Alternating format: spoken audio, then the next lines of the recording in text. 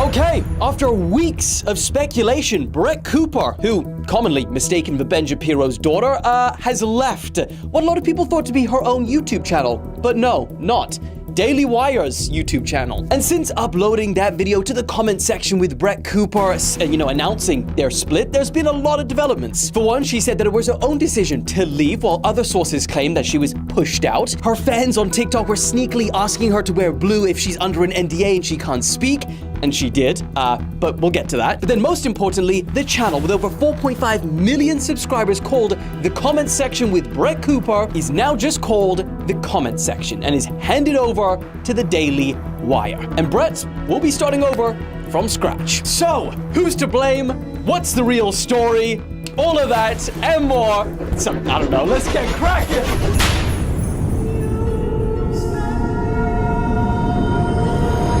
Okay, so if you clicked on this video, you probably know who Brett Cooper is. But if you don't, she's essentially a conservative commentary YouTuber who has blown up over the past few years. And she very much exists in the sphere of Jordan Peterson, Candace Owens, Ben Shapiro, etc. She's been posting roughly twice a day for the past 2 years, with, of course, the help and the production side from Daily Wire. And if you don't know what Daily Wire is, it's a right-wing media company founded by Ben Shapiro and Jeremy Boring in 2015. According to The Spectator, the Daily Wire raised an undisclosed round of capital in 2023 at a valuation of north of $1 billion.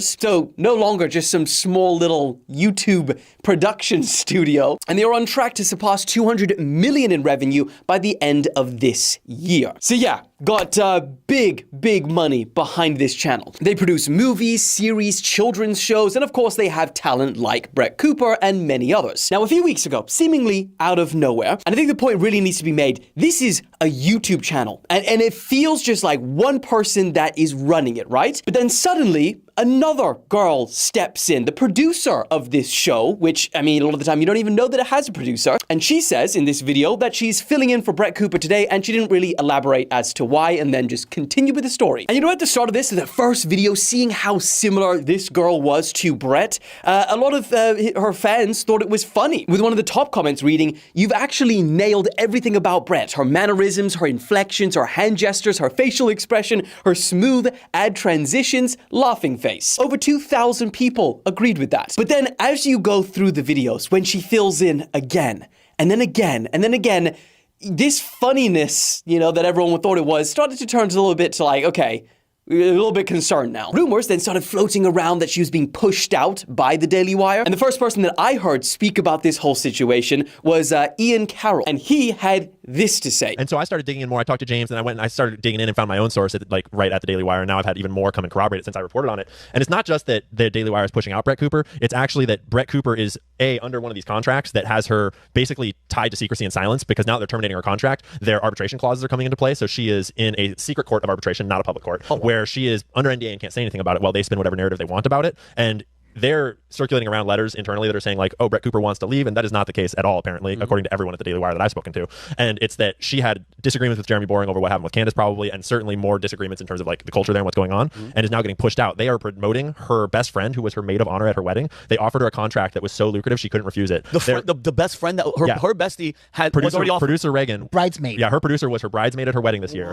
And they apparently allegedly gave her acting classes to help her imitate Brett's mannerisms. Now, there's a lot more detail to what Ian claims in here. This is like a half an hour conversation, but I'll bullet points. He alleges that Brett was being pushed out by the co-founder of the company, Jeremy Boring, due to disagreements. He claims that Brett is getting screwed 9 ways till Sunday, while Jeremy tries to make it seem like they are splitting amicably. And then he also claims that Brett is under a non-disclosure agreement, so she can't speak publicly about anything without being liable, while they can set the tone for it. And to that point, and keep in mind, this could be entirely a coincidence. I don't know how often she wears blue, but from this article that The Spectator wrote about it, they were saying that a lot of her TikTok fans were commenting saying, wear blue on your last day if you are under an NDA and you can't speak freely about this situation. And she did. So it could be a coincidence. It could be more than that. Now, in this last day announcement that she made, she says that the rumors of why she was leaving was mostly true. But the difference being that it was her choice to leave, not that she was being pushed out, although she didn't say why she was leaving. I'd love to know. And if she never says, even when she creates her own YouTube channel and stuff, that'll be sus. But then she also played a short clip of Jeremy Boring. Is his surname really Boring? Well, it's boring today. But even then, he doesn't comment on why she left. He just says she's amazing and that he wishes her all the best. But that is not where the story ends. Because number one, for Daily Wire, this isn't their first public controversy / splitting with talent. And two, how can a story be finished when you've got internet sleuths?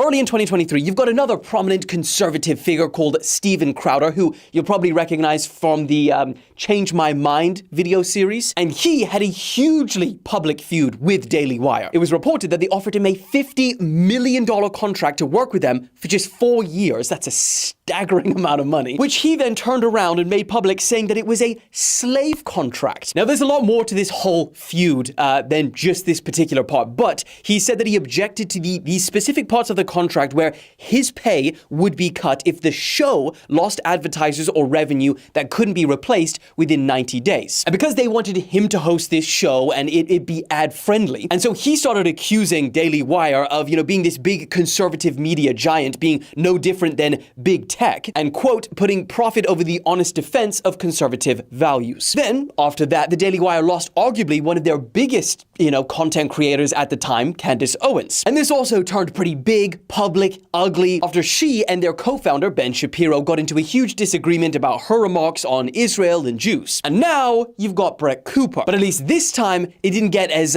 ugly, at least publicly, as the last two. One of Brett's friends made a video about the whole situation, saying this. Regarding Daily Wire, how big and how long will you last at this company when you keep losing your biggest female content? Like the Daily Wire, it's quite literally a sausage fest over there. They smoke their cigars in their little circle and they chat and they have a key. You're the voice of conservative America and you're really trying to build this conglomerate that is like a Walt Disney. And Daily Wire just has these 4 white conservative men and they're branching out. They get a black woman, gone. They get a white Gen Z girl, gone.